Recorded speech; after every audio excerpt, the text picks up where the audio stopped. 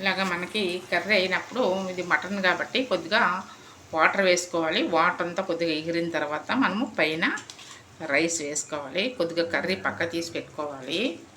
ఎందుకంటే రైస్ వేసిన తర్వాత మళ్ళీ పైన కర్రీ వేయడానికి ఇలాగా లేయర్గా రైస్ వేసుకోవాలి.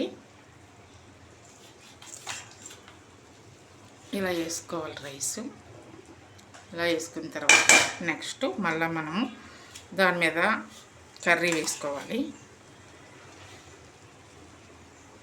పక్కన తీసి పెట్టుకున్నాం కదా కర్రీ, ఆ కర్రీ ఇలాగా పైన వేసుకోవాలి.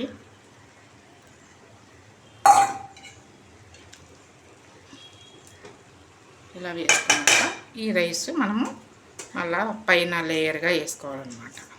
అలా వేసుకోవడం వల్ల ఏంటంటే మనకి దమ్ మటన్ బిర్యానీ మనకి రెడీ అవుతుంది. ఈ రైస్ మనం ఇలాగా లేయర్గా వేసుకోవాలి.